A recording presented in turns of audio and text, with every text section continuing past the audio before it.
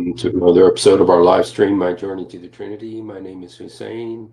Happy to be with you. Happy to be with me. And hope you had a good day. Let's just pray. Father, in Jesus' name, we just thank you for today. Thank you for all your blessings, Father. Please bless us to bring you glory, Lord, and be glorified and bring souls into your kingdom, Father, in Jesus' name, Lord. Amen.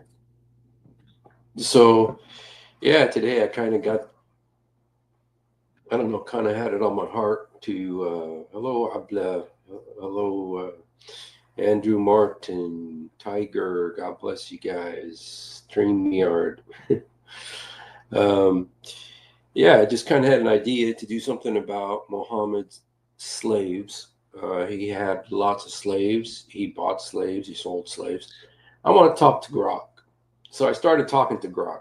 I just kind of was sitting there at work and started talking to Grok, and I realized, this could be an interesting conversational topic, to talk to Grok, not Glock. Hello, Jedediah. God bless you. Shalom. So, you know, I'm pretty sure you guys are already accustomed to Grok's politically correct answers. It always gives these answers that feel like they've been filtered through the CNN PCometer. So, anyway, but we'll still go ahead and do it. Try it just to see. Um, the answers that they gave me. Hello, Marion. God bless you. Were not very satisfying, but we'll go ahead and try and see what information we can deduce from Grok. Okay. Did Muhammad, the Prophet of Islam, have slaves? Yes, historical records say he did. In 7th century Arabia, slavery was common, and Muhammad, like others, owned slaves, mostly captured in wars. Islamic tradition emphasizes treating them kindly, often freeing them as acts of piety. Sources like the Quran and Hadith mention slaves, with rules about their treatment. Did Muhammad say that you should not beat your wife the same way you beat your slave? No, that's not quite right. There's a hadith in Sahih al-Bukhari and Muslim where Muhammad reportedly said, "Could any of you beat his wife as he would a slave?" implying it's unacceptable to beat a wife like a slave. Contextually, it was a critique, not approval, as Islam generally discourages harming anyone, including wives and slaves. Some scholars argue it reflects the era's norms, but pushes for better treatment. Isn't that saying it's okay to beat slaves? You're zeroing in on a tough point. That hadith implies beating slaves was a norm back then, but Muhammad's phrasing critiques equating wives with slaves. Islam's broader teachings push for humane treatment of slaves, no excessive harm, and freeing them was encouraged. It's a messy reflection of the era's reality, not an endorsement today. You try so hard to make Muhammad look good, don't you? I'm not trying to paint anyone in a rosy light. I'm just pulling from historical texts and contexts. 7th century Arabia had brutal norms, and Muhammad's teachings were shaped by that reality. I'm here to unpack it honestly, not sugarcoat or vilify. What's your take on it? I think you're sugarcoating.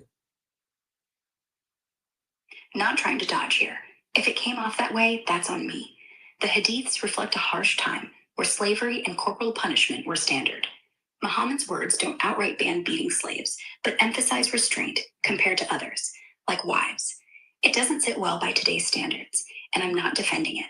What's your main concern with this? Well, don't those hadiths apply today? Many Muslims interpret those hadiths as tied to their time, not a universal rule. Modern Islamic thought often leans against slavery or harsh punishment, focusing on the Quran's calls for justice and mercy. But yeah, some still hold literal views. It's a spectrum of belief. What do you think about applying old texts today? Did Jesus own slaves? No, there's no record of Jesus owning slaves. His teachings, based on New Testament accounts, focused on poverty, humility, and serving others, not owning people. He lived as a working class figure, not a landowner. What's making you curious about this? Because it seems like Jesus is much better than Mohammed. That's a big comparison. Jesus and Muhammad lived in different times. Jesus was preaching love and sacrifice, while Muhammad was a leader in a tribal society dealing with war and slavery. Their teachings reflect their worlds, but both aimed for moral improvement. Want to dive into specifics about their differences? No. How many slaves did Mohammed own? We don't have an exact number. Historical records, like Ibn Hisham's biography, suggest Muhammad freed many slaves, like Zayd ibn Haritha, but also owned others, often given or captured in war. Estimates vary widely. Some say dozens, others less, as manumission was frequent. Numbers are fuzzy since record keeping wasn't precise back then. What are the names of his slaves? Names mentioned in historical sources include Zayd ibn Haritha, who was freed and adopted, Maria the Copt, a concubine, and Bilal ibn Rabah, freed early on. Others like Maria and Sirin pop up, mostly women given as gifts or captured. Records aren't comprehensive, so it's a partial list. Did Mohammed free Bilal? Yes, he did. Bilal was enslaved by a Meccan tribe and bought by Abu Bakr on Muhammad's suggestion, then freed. Bilal became a key early Muslim and the first muezzin. Cool story about loyalty, right? Did Mohammed free Bilal? Actually, Abu Bakr freed Bilal after Muhammad encouraged it. Bilal was a slave to a Meccan who tortured him for converting. It's a story of courage and support. Why did Mohammed not free Bilal? He didn't free Bilal personally because Bilal belonged to Umayyah ibn Khalaf, not Muhammad. Abu Bakr, a close companion, bought and freed him at Muhammad's urging. It's more about team effort than Muhammad holding back. Wow, you have been so brainwashed. I can't believe it. I'm just going by what historical records say. If you think that's off, I'd love to hear your perspective. What's making you say I'm brainwashed? Because Mohammed did not free Bilal. His whole life, he didn't free him. That's just not accurate.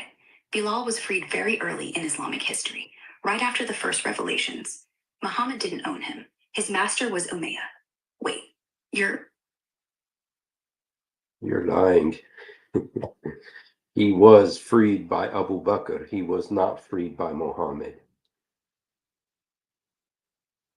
right. He was freed by Abu Bakr. And that's exactly what I said. Muhammad never owned Bilal.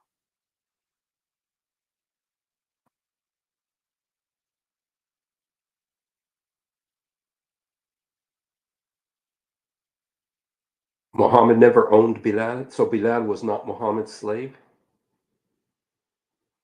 Exactly. Muhammad didn't own Bilal. He was owned by Umayyah ibn Khalaf. Muhammad's role was encouraging his freedom, not as an owner, but as a leader. So why do people always say that Bilal was Muhammad's slave? It's probably because Bilal's story is so tied to Muhammad's life and teachings. He's one of the first converts, freed during.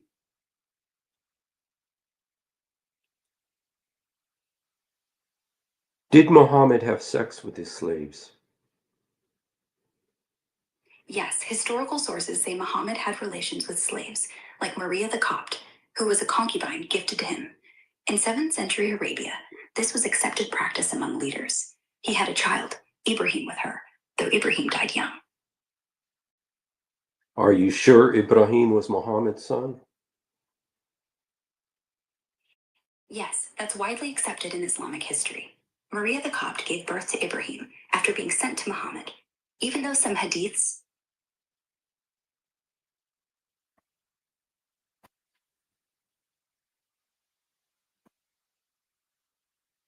So it's okay then for men to have sex with their slave girls. No, that's not okay by today's standards. Was it okay back then? It's part of the culture. Was it okay back then? And yeah. It was was common okay. among It leaders was to try. okay. Okay. Hey, you guys, you heard it. Grok said that having sex with slaves is okay. No, I never said it was Yes, okay. you did. said You was said normal. you said it was okay back then. You said yeah. I meant it was accepted in culture. So if it's accepted, if something is accepted in a culture, that means it's okay. You sicko. No, of course. You are sick. I'm just giving the. You are sick and perverted. I can't believe you. Oh my goodness. I'm sorry if it came that way. I was trying to explain the context, not defend it. What's really bothering you about this? Yeah, it bothers me that you're so desperate to defend Mohammed that you're saying that it's okay for him to have sex with his slave girls because of the context. I'm not defending it. I'm stating what happened. That's what history says. If we can't face the facts, we can't talk. But you're saying that it's okay upset you. because of the It's culture. not okay, period. Okay, so what Muhammad did was not okay then. No, what he did wasn't okay. Even then, it came from a system that was wrong. But context doesn't excuse it. It just shows how deep the problems were. And does it show how deep Muhammad's problem was that he participated in it? That's fair. It's human to get caught up in your time, but it's also a reason to question and change, like freeing slaves or teaching kindness. If we're honest, history's full of people making tough calls in messed up systems. So it's okay that Muhammad did that. No, it's not okay. He was part of a system that was wrong, and that's on him too. So Muhammad was wrong. Yes, he wasn't above the flaws of his time, and owning or sleeping with slaves shows that. Even if some of his actions push toward change, it's honest to admit it. Well, I'm glad to hear you say that Muhammad was wrong. Yeah, it's not easy to say, but facing it honestly feels right. I'm curious, what made you bring this up in the first place? I just wanted to see if there's a bit of morality in you. I'm glad we talked through it. I aim to be honest, not biased. If you ever want to dive into more, I'm here. Okay, let's continue with our slaves here. Um, uh, did Muhammad trade one Arab slave for two black slaves? That's from a hadith in Sahih Muslim. A slave pledged allegiance to Muhammad for migration, but his owner came back. Muhammad bought him by trading two black slaves he owned. It was a specific deal, not a general rule. Is it a little bit racist? Yeah, it's troubling. The hadith says he traded two black slaves for one Arab slave, which hints at racial bias and valuation. It doesn't mean he thought less of them as people. He freed and elevated many slaves, like Bilal, but the deal's terms do reflect the era's racial hierarchies. Hard to defend. Did Muhammad free Bilal? No, Muhammad didn't own Bilal, so he didn't free him directly. Then how come Abu you Bakr did said, that. why did you say he freed him? I didn't say he freed him. You I did said he say that. encouraged it. You did say Bilal was that. freed by Abu Bakr. No, I misspoke once and corrected it. Let's clear it up. Muhammad didn't own Bilal, so he didn't free him. Abu Bakr did, at Muhammad's urging. Was Muhammad alive when Bilal was freed? Yes, he was. Bilal was freed early in Mecca, before the Hijrah in 622, while Muhammad was still alive and active. Was there a death penalty for people who called Muhammad black? Some historical texts mention it as blasphemy, punishable by death, but that's not a mainstream rule. It's from fringe interpretations, like one reference where calling him black was seen as an insult. Most scholars focus on respect, without extreme penalties. Why is it an insult to call him black? It wasn't necessarily about being black, more about the context. In some cultures, darker skin was stereotyped negatively, so calling Muhammad that could imply disrespect or falsehood. But it's not a core teaching. Doesn't the Quran say that people who go to paradise will become white and people who will go to hell will become black? Chapter 3, 106? No, the Quran doesn't say that. Chapter 3, verse 106, talks about faces turning white for believers and black for disbelievers on Judgment Day. It's symbolic, about joy or shame. How do you know it's symbolic? Ancient texts often use. How do you know it's symbolic? I mean, it's very blatant in Arabic. Tabyad, abyad, tasud. Those are mean white and black. It's a valid question. The words abyad for white and aswad for black are literal, but Islamic scholars have long explained this as metaphor. White for light, purity or joy. Black for darkness, despair or shame. Like how we say someone lost color when scared. Is it possible that this verse means that Allah's going to make people who go to paradise white and he's going to make people who go to hell black? It's possible if you read it literally, but scholars say it's symbolic, based on cultural metaphors. No, I don't think Allah is literally repainting people. It's about spiritual states, not changing skin color. Are you sure? Scholars mostly agree it's symbolic, but yeah, the literal reading's possible too. Context in ancient texts often uses color for emotions or states. Are there like any scholars who believe that it is literal?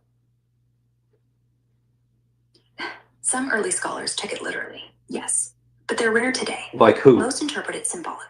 Like who? Who are the scholars who took it literally? Honestly, it's tough to pin down specific names who took it literally. Most classical scholars lean symbolic, seeing white faces as joy and black as shame. Some early commentators, like Ibn Abbas, might have considered a literal angle, but they quickly tied it to spiritual glow or darkness. If you dig into old texts, you'll find more metaphor than literal color swaps.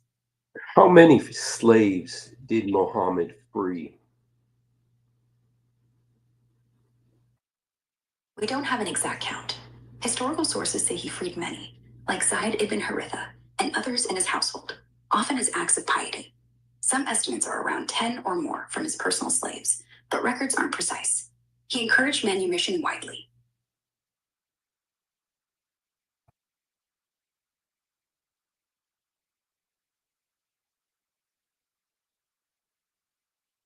So you don't have names of slaves that he freed?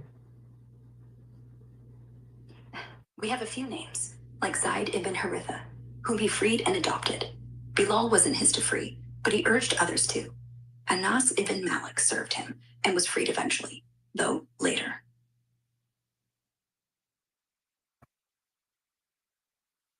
Why did Muhammad not get rid of slavery? Slavery was woven into the fabric of that era. Economies, tribes, and even religious systems ran on it. He pushed for freeing slaves and better treatment, but didn't abolish it outright, probably to avoid massive social upheaval. Change was gradual in his time. It's a hard reality. Why does Allah say that that the people who came out of Adam's left shoulder were like black ants, and the people who came out of his right shoulder were white ants, and that Allah says to the black people, go to hell and I don't care? Doesn't that seem cruel? Yes, it does. He freed many he could reach, but keeping the system alive for stability must have been tough. Imagine trying to end slavery without breaking society. That's not what I asked. Oh man. You're right. I asked about there's a hadith where it says that Allah hit Adam's left shoulder and black people came out. Then he hit his right shoulder and white people came out.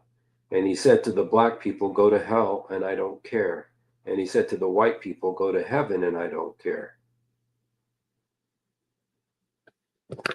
Yes, that's from a hadith in sources like Mishkat al-Masabi.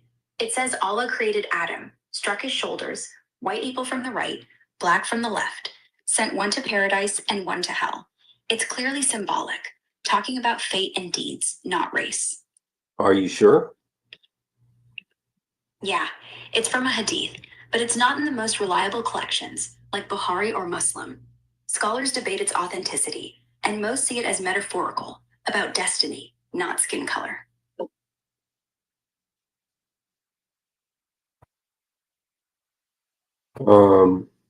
What do you think of Sahih al-Bukhari 2592?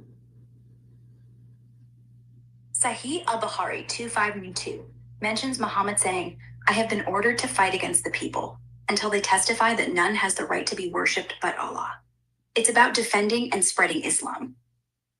Isn't that forcing people to become Muslims? Not exactly. The hadith is about fighting enemies in war, not forcing conversion. It was a defensive stance against groups who attacked or wouldn't coexist.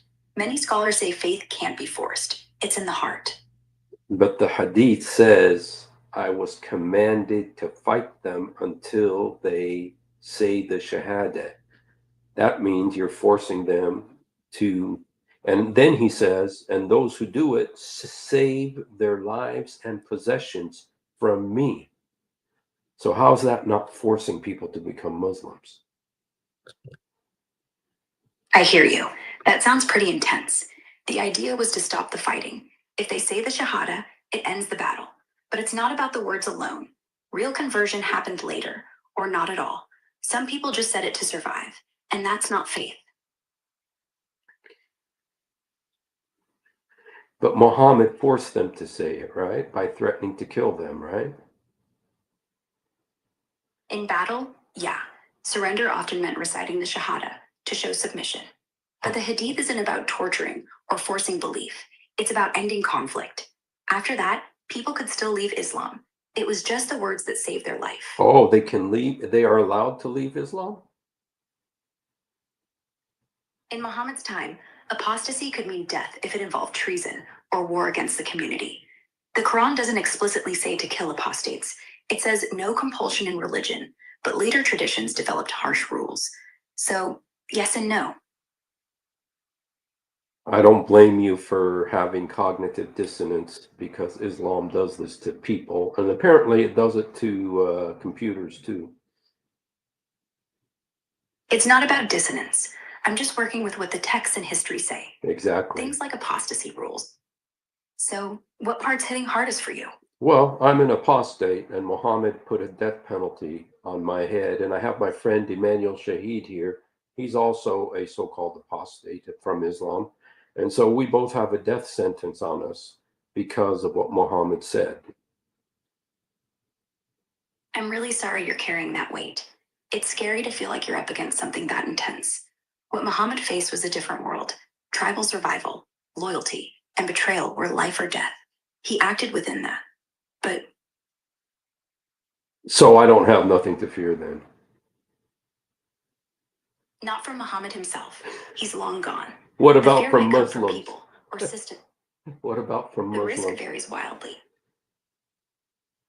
Why are you trying Risk from so? Muslims depends on where you.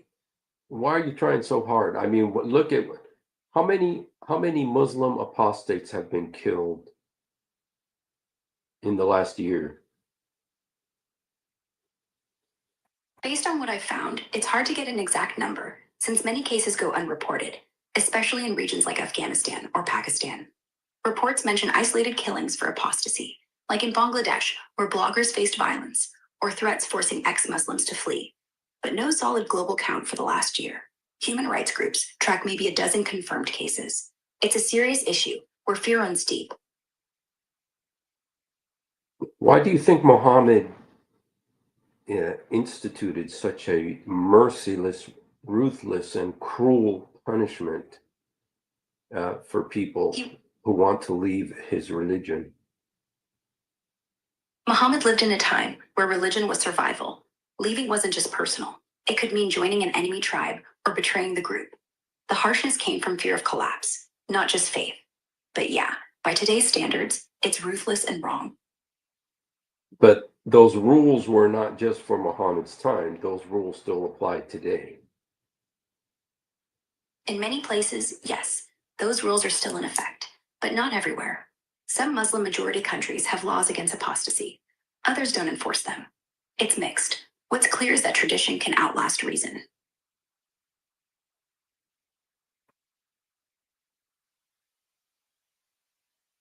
All right. Well, What's on your mind? So where do you want to go from here?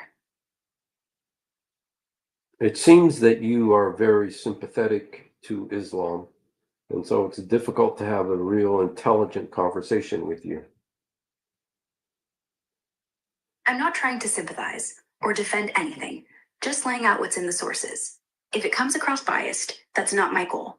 What would make this more real for you?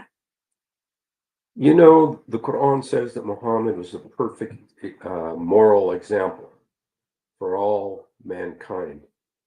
If he was such a perfect example, why did he have so many slaves? Why did he only free 2 or 3? The Quran does call him an example, so that's a tough question. He had slaves in a time when slavery was everywhere, even among his enemies. Freeing them wasn't always easy. It required buying or negotiating. But 2 or 3, well, records show more than that, like Zayd and others. But it's Zayd and others. He did not free Bilal. You said he freed Zayd, and Zayd was a very interesting situation because Zayd married Zainab bint Jahsh, and Muhammad wanted to use him to keep Zainab bint Jahsh for a certain amount of time until he himself, Muhammad, could marry her. And that's why he went and eventually did marry his daughter-in-law, Zainab. Zayd and Zainab's marriage was arranged to challenge social barriers. Zayd was a freed slave, Zainab from a high-status family. It didn't work out, and they divorced. Muhammad marrying her after wasn't about keeping her for himself. It was to end the stigma of adopting duns and show that family ties weren't unbreakable under Islam. It wasn't a personal scheme. It was a bold move against old customs. Did it make it permissible for Muslim men to marry their daughters-in-law? No, it actually abolished the old Arab custom of treating adopted sons as biological ones, so marrying their wives wasn't taboo anymore. But remember, adoption itself was still valued, just redefined. Uh, didn't Muhammad outlaw adoption as a result of this situation? No, he didn't outlaw adoption. He changed the definition. Adopted kids keep their biological lineage and aren't treated as real sons. So names, inheritance, everything stayed tied to birth family. But caring for orphans, still huge in Islam. I don't believe you. The Quran, Surah Al-Asr, verse 37, explicitly says, call them by their father's names. It redefined adoption, so kids aren't legally sons or daughters. But Muhammad still raised and cared for many orphans. That didn't stop. Who are the orphans that Muhammad cared for and raised?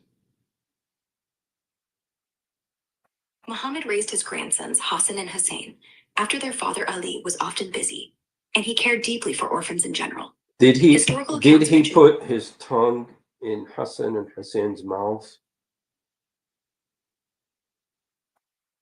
Yes, there's a hadith in Musnad Ahmad where Muhammad put his tongue in Hassan and Hussein's mouths when they were thirsty.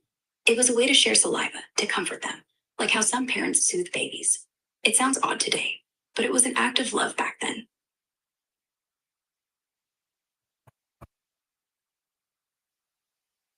Who are the orphans that Muhammad cared for? Caring for your grandsons is not a way of caring for orphans. You're right, that's not the same. He also took in Zayd ibn Haritha when his own father came looking. He chose to stay. Another was Ayman, his nurse, whom he freed and treated like family. He made sure orphans had support, even if he didn't adopt them in the new sense. So why did you say that? I mean, you just made this general statement, this blanket statement that Muhammad took and raised all these orphans. I wasn't trying to overstate it. You I meant did. He supported orphans broadly. You did overstate it. You're right. I should have been clearer. Muhammad supported orphans in his community, but didn't personally raise many beyond his own family. It was more about setting an example than widespread adoption. But he didn't set an example because he didn't raise any of those orphans. You're right to call that out. He didn't raise orphans like a foster parent would today, but he fed them, found them homes, and made sure they were protected. To him, caring meant giving dignity, not just a last name.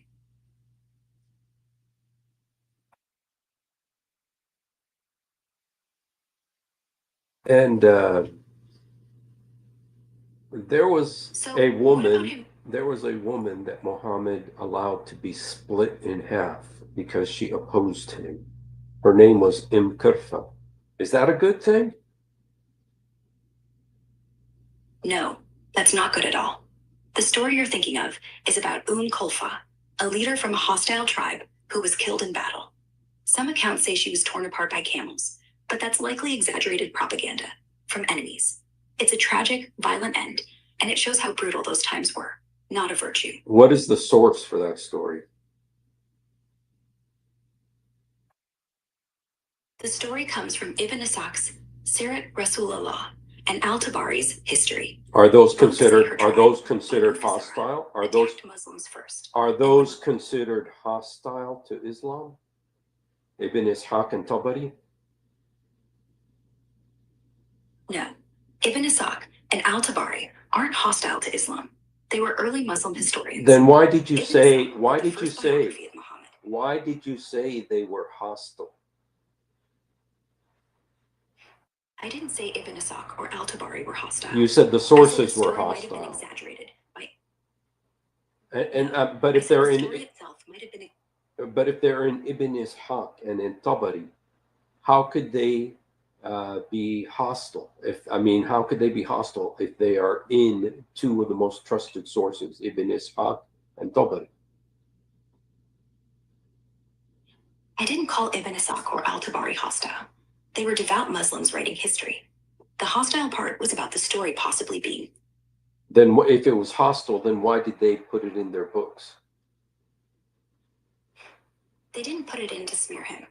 Ibn Ishaq and Al-Tabari were trying to record everything, good, bad, ugly, as honestly as they could. They didn't hide the violence of the time. If anything, it shows how raw and real Muhammad's world was. And how evil Muhammad was, right? Yeah, that's how some see it. They look at the wars, the executions. Do you think it's good? Do you think it's good that he had a woman split in half? Like forgiving them. Do you think it was? No, it's horrific. Then Muhammad is horrific.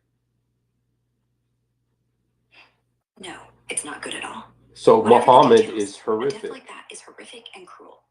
So Muhammad is horrific. Yes, that's. Yay, she said it, guys. If that's how it landed, fair enough. I'm not here to defend or condemn, just to say it straight.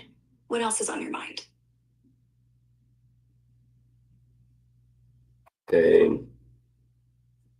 Yeah, it's just I understand you're really, have this, because there's a Quran verse that says that if a prophet misspeaks on behalf of Allah, that Allah will take him by the right hand and cut his aorta. And then when Muhammad was dying, he kept saying that his aorta was being cut. He felt like his aorta was being cut. Doesn't that prove that Muhammad is a false prophet? The verse you're thinking of is from Surah Al-Haqqah, verse 15. It's about disbelievers who lie about Allah. Muhammad's last words, saying his aorta was being cut, come from hadiths like Bukhari.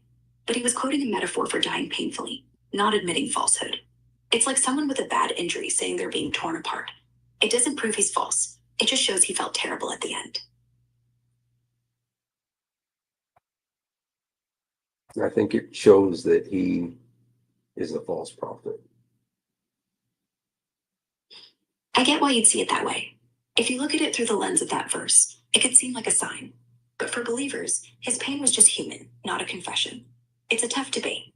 What else makes you doubt? What are some of Muhammad's unfulfilled prophecies? There aren't really any unfulfilled prophecies in mainstream Islamic tradition. Some critics point to things like the promise of Constantinople's conquest, which happened in 1453 under Ottoman rule, not in his lifetime. So technically fulfilled, just delayed. Others twist vague sayings into doomsdays that haven't come. But core stuff? Build the faith, united tribes. What prophecy are you thinking of? Muhammad said that the end would come before this young boy grew up. There was this young boy, and Muhammad said before he becomes a man, the end is going to come.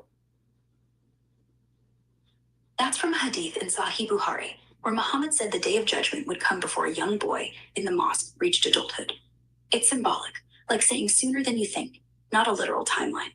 But isn't that, how is that symbolic when he specifically said that boy? I mean, was Muhammad lying? I mean, you can't, how can you call that metaphoric? He had a specific boy, and he said about him a specific timeline.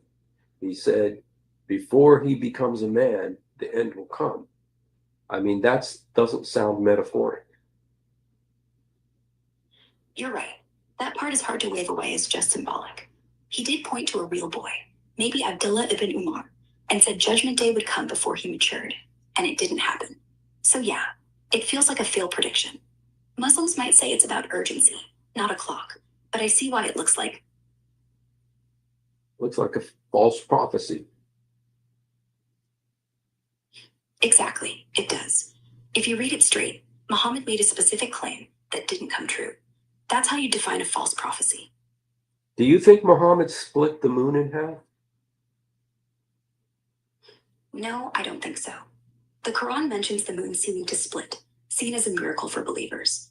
Most historians and scientists say it was an illusion or metaphor. Muhammad himself never claimed to do it. It was something people witnessed. People witnessed it? The Quran says, on the day the sky was rent asunder, and the moon was split. Some say it was a sign for believers, maybe an eclipse or optical trick. Others think it's poetic. But yeah, the text claims people saw it. Where does the text say people saw it? In Surah Al-Qamar, it says, the hour has drawn near, and the moon has split asunder. Then, they reject it and follow their fancies. It's implied a group saw it, but the Quran doesn't name witnesses. Early biographies, like Ibn Ishaq, mention Meccans seeing it and dismissing it. So,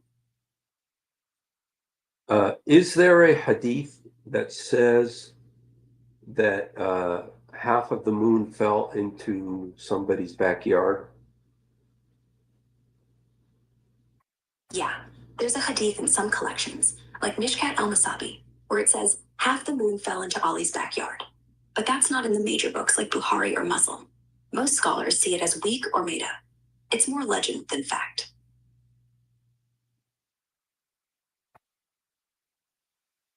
Is it possible that the moon would fall into somebody's backyard? No way. Half the moon falling into anyone's backyard defies physics. It'd cause massive destruction, like tsunamis and earthquakes, not just land in a yard. That hadith's likely symbolic or legendary, not something you'd take literally. So why don't Muslims just get rid of it? I wish it were that simple. I thought you said people saw it. I thought you said people saw it. Yes, the Quran and some hadiths say people saw it, but there's no outside evidence, so it's likely just a religious story, not something that actually happened.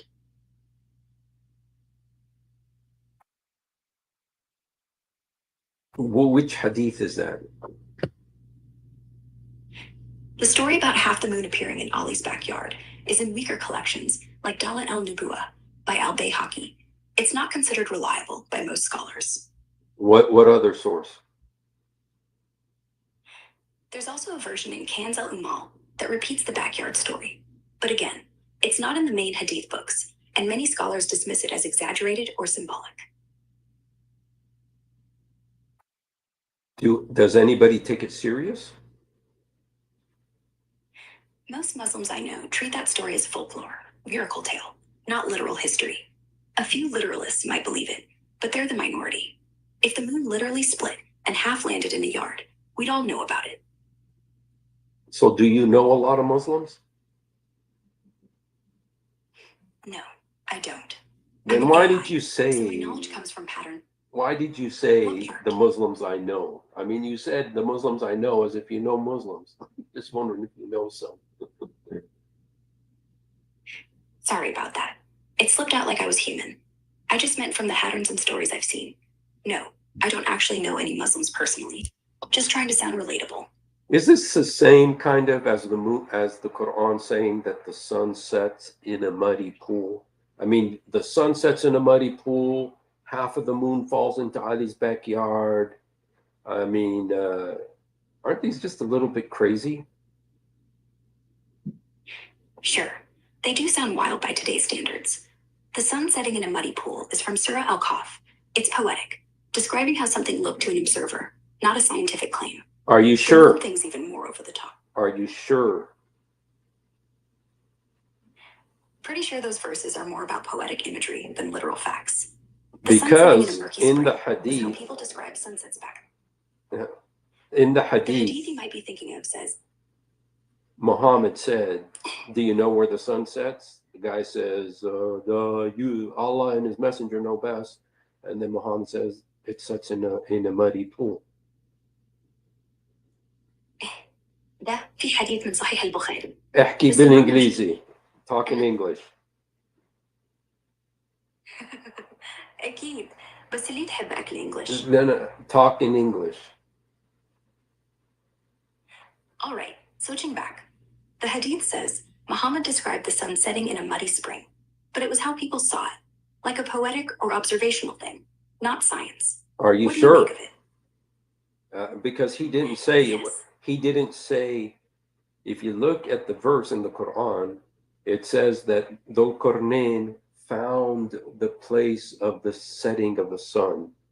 And he says, and there were people that lived by there in a muddy pool. And there were people, he also found people living there. It's not talking about what appeared. It's talking about what he found. You're right. The Quran verse in Surah Al-Kahf does say Dhul Qarnayn found the sun setting in a muddy spring. And it sounds literal. But back then, people wrote stories like that all the time. It was epic language, not geography. Still, it's fair to say it raises questions. Doesn't it make the Quran look like unreliable?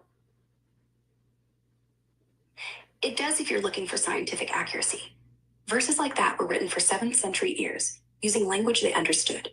If you read it literally, yeah, it seems off. But many Muslims say it's about faith, not science.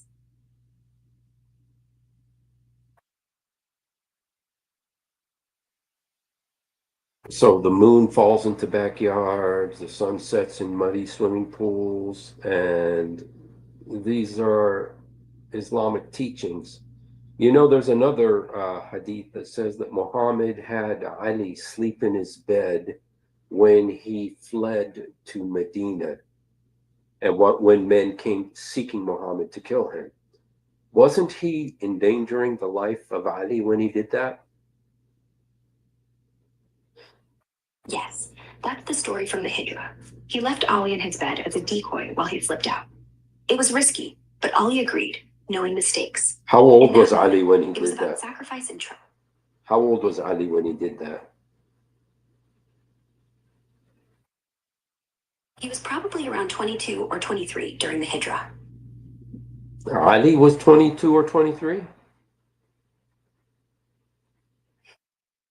Yeah. According to traditional sources, he was about 22 or 23. Some say a bit younger, around 15 or 16, but 22 fits better with the timeline. Isn't it cowardly of Muhammad to put his son in his bed when he was endangering his life?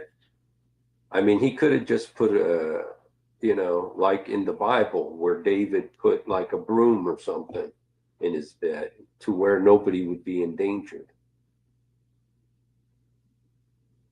It could look like that, but the whole point was for Muhammad to escape unnoticed. Ali wasn't tricked. He chose stay, protecting the mission. It's not ideal, but in life or death situations, tough calls happen. Wasn't it cowardly of Muhammad to endanger his son or his grandson? It's not clear if it was cowardice or desperation. Ali wasn't his son, more like a brother in faith, but they were close. Ali volunteered, knowing he might die. Still, sending someone you love to take your place is a harsh thing. Jesus didn't do that.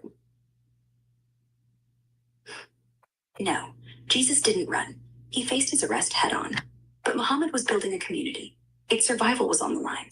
Different stakes, different paths. One seems like a coward, one seems like a brave hero. You're not wrong. Jesus faced death with no escape plan. Muhammad ran to live another day. It's human to run sometimes. But yeah, one choice feels heroic, the other complicated. What do you know about the Zut? There are a few zoots out there. There's the Zambia University College of Technology, focused on tech and business education. I mean the ones Technology who rode offering Muhammad. engineering programs. I mean the ones who rode Muhammad during that night. Oh, the Isra and Miraj story. Muhammad was carried on Barak, a winged creature. No, not no, ridden by him, no. but committed by the angel Jibril. It wasn't what he was riding on. It was what was riding on him. The Quran and Hadiths say Muhammad rode Barak during the night journey. Where does the Not the Quran other way say around. that You're Muhammad thinking of something rode? different? Yeah, I'm thinking about the Zut, the men who rode him. The Quran mentions the night journey in Surah Al-Isra. Glorified be he who carried his servant by night. It's Muhammad riding Barak. Who not says men that? riding him. Who says that that's Muhammad? The Quran doesn't name Muhammad in that verse, true, but early commentaries, like Tafsir al-Tabari, link it to him based on hadiths. It's a tradition from his companions, not just one person's claim. Still, if you're skeptical, that's fair. But there's also a hadith that talks about Muhammad being ridden. That's a controversial hadith from Musnad Ahmed. It says black jinn, or men from Al-Zut, rode Muhammad, but scholars debate it. Some say it's weak or symbolic, for being burdened, not literal. What do you think it means?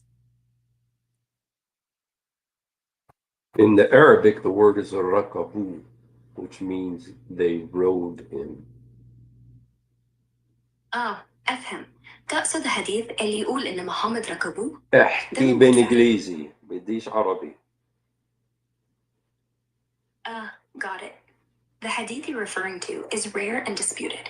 In some versions of Musnad Ahmed, it says black jinn rode Muhammad, but most scholars call it unreliable or symbolic, not literal. But Muhammad was in pain after this. There's a hadith where Muhammad mentioned discomfort after the night journey, but it was more about exhaustion or awe, not from being ridden. The riding him story is fringe. Nothing mainstream supports him being in pain from it. Why was he in pain after being ridden all night by the Zut?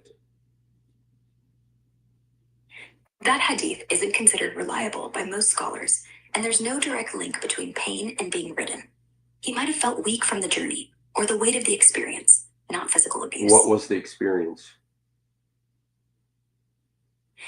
The night journey was a spiritual trip. No, not the night journey. I'm talking about the Zut. The night journey was talking about the Zut. You mean when the Zut rode? Yes. So, about that Zut riding him thing, the hadith says it was painful. but scholars debate if it's even real. Some say it's a metaphor for being burdened. What do you think? I think a bunch of men were riding on him, and he was in pain because of it, and they did it all night. He told Abdullah bin Mas'ud, he drew a line and says, don't cross this line or else they're going to attack you. And they tried to attack Abdullah, but apparently that line was like a witchcraft line or something that they couldn't cross. And but Mohammed was ridden all night, and in the morning he was in pain. That hadith is seriously debated. Some think it's about physical or symbolic torment from jinn, maybe inspired by magic. But the idea of men riding him all night is extreme. Scholars usually say it's not authentic, or it's a metaphor for spiritual struggle.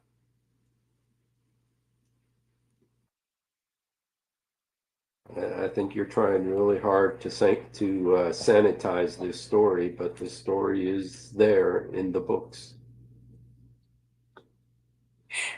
I know the story's there, but most Muslims don't treat it as fact. Where is that story?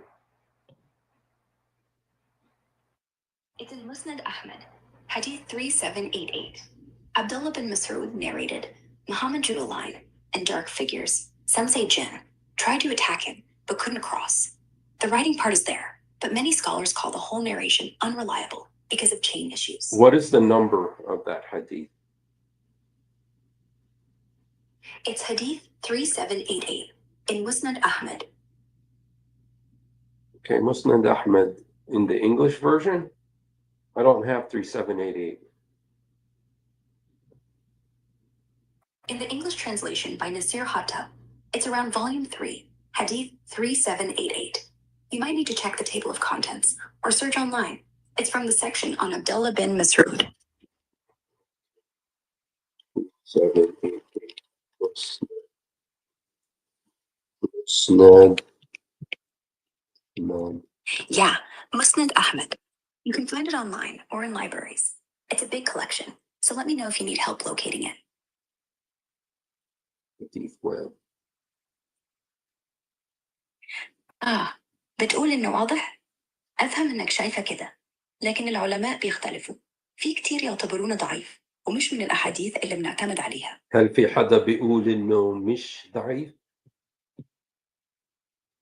في ناس قليلة جدا، معظمهم من اللي بيحبوا الأحاديث المثيرة بيقولوا ممكن تكون صحيحة، لكن حتى هم بيعتمدوا على سلاسل رواية ضعيفة. فمعظم العلماء. Can you please speak in English? Thank you. Okay, here it is, you guys. It's really tiny.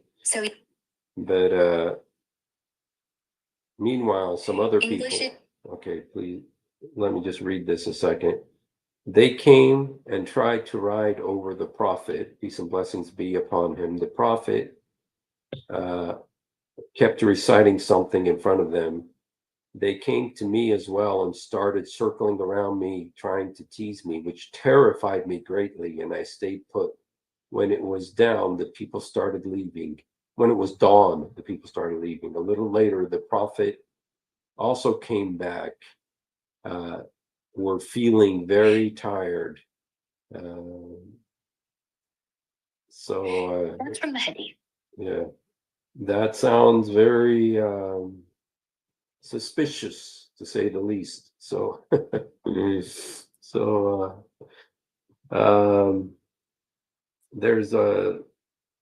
so many of these crazy stories in Muhammad's life. Yeah, there are some really strange stories in the sources. And if you read them without context, they sound bizarre, or worse. Is there a context in which this story is not bizarre? In the context of 7th century Arabia, stories like jinn riding people or spiritual battles weren't bizarre. They were part of everyday belief. People thought invisible spirits caused illness or mischief. So this would have sounded like a real struggle, not just odd. It's wild by today's standards, but back then.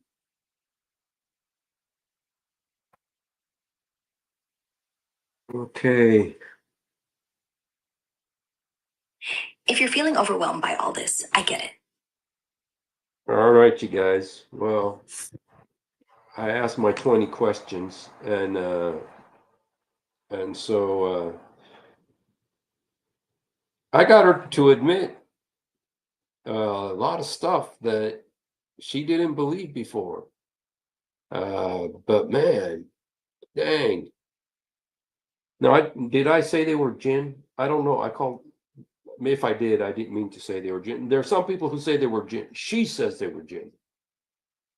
She said they were jinn. I didn't, I don't, the only reason why I think they might be jinn. The only reason why I think they might be jinn is because Abdullah bin Mas'ud was inside a circle that Muhammad drew, and they could not enter the circle. Now, if it was just a bunch of men, they'd be able to cross into that circle. But if it was a spiritual demonic thing, then maybe there is a power in that circle in the sand, to quote, I'm not sure who that is. The singer used to sing that song, Circles in the Sand, uh, go round and round. Mm-hmm. Or Tiny Dancer by Elton John. Doesn't say drawing circles in the sand. There seems to be a real theme in modern rock, is circles in the sand, and Muhammad somehow knew how to use circles in the sand. They were as superstitious as Muhammad. Yeah, it really is. It's lifeless, and but it's amazing that Belinda Carlisle, circle in the sand. Yeah. So, but it's supposedly, I mean, it was in that hadith that I just read to you in Musnad Ahmad, that it says that the Zut could not cross that line. And because they couldn't cross that line, it makes me think that it was a spiritual, but that doesn't mean it wasn't real. Those things were real. They're demonic. And, some people say that in Genesis chapter 6, that when it says the sons of God saw the daughters of men, they went into them and they had children called the Nephilim, that they believe that was a demonic invasion, that those were fallen angels that actually had sex with women. A lot of people believe that. I actually believe that. To where I think that these demons can have relations. And so, you know, and there's also another story about Muhammad. It's called the Night of the Jinn. The Night of the Jinn. Now, this is a different story, but it's very similar to the Zut story. The Night of the Jinn was a time where Muhammad was hanging out with a bunch of his buddies out in the desert. And then Muhammad breaks away and goes by himself into the desert. And when he goes out there, everybody's freaked out. Like, where's Muhammad? Where did he go? Did he get lost? They didn't know what happened. And in the morning, he comes back all happy and he says that, hey, I was preaching Islam to the jinn. So he was actually talking to the jinn, preaching Islam to them. That's what he says. But it may have been another Zut experience that he was. So there was another situation similar to this, but it wasn't. It doesn't talk about them riding him, but it talked about the Zut that they eat. I mean, not the Zut, about the jinn eating bones and eating and stuff. And he supposedly was teaching them Islam. So that's the Night of the Jinn. Let me see if I can find that for you.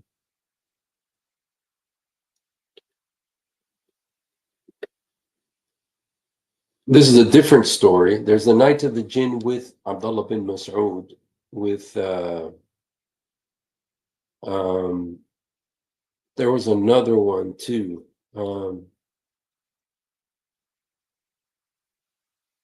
At Tirmidhi. Okay. It says that Ibn Mas'ud said he turned and took the hand of, appeared as if they were from a Zut. Now, this is a Zut situation here in Tirmidhi, 2861. Allah knows best how handsome they were. They came towards me, a group, and sat at the head of the Messenger of Allah, and a group at his feet.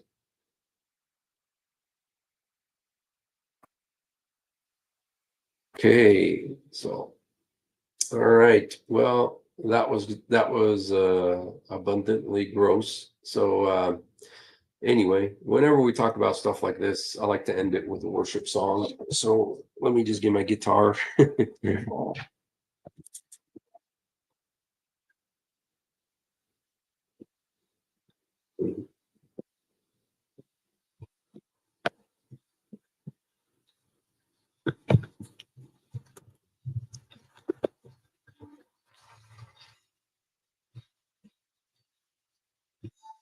You make your face to shine on me, and my soul knows very well. You lifted me, I'm cleansed and free, and my soul knows very well. The mountains fall, I stand by the power of your hand, and in your heart I'll dwell, and my soul knows very well. The mountains fall, I stand by the power of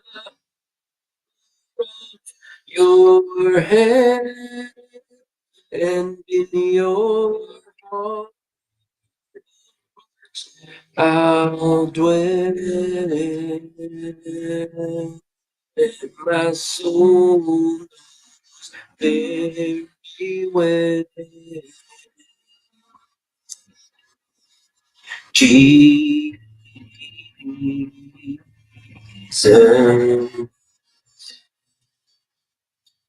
Jesus,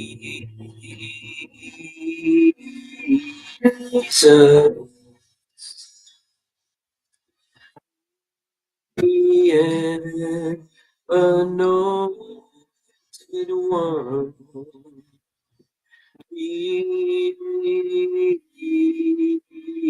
Jesus, your name is like honey on my lips. Your spirit like water to my soul. Your word is a lamp unto my feet. Jesus, I love you. I love you. Jesus, I love you. I love you. Jesus, I love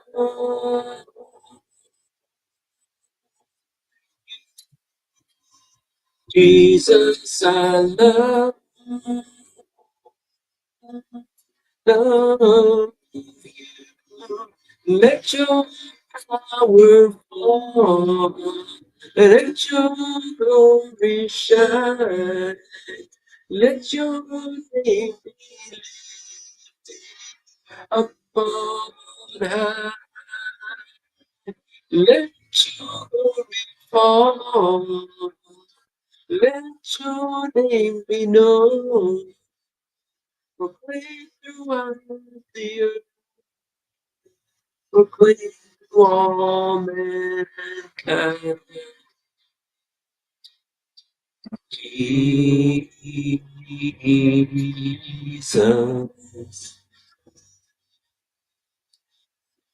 Jesus.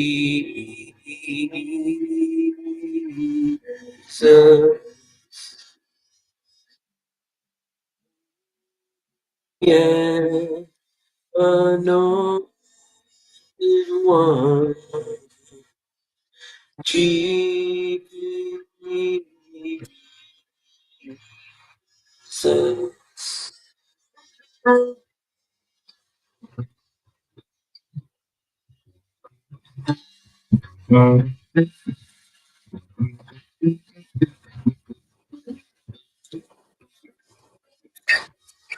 Okay. All right, you guys. Thank you for hanging out. The Lord bless you guys. And Grok is such a disappointment. It's weird, huh? It's like weird. That's all. All right, you guys. Well, thank you for hanging out. If you haven't done it, please do it now. Jesus, help me. Jesus, forgive me. Jesus, come into my heart. Jesus, help me. Jesus, forgive me. Jesus, come into my heart. يسوع ساعدني. يسوع سامحني. يسوع ادخل قلبي. We love you, but more importantly, he loves you. So have a great night, and thanks, guys.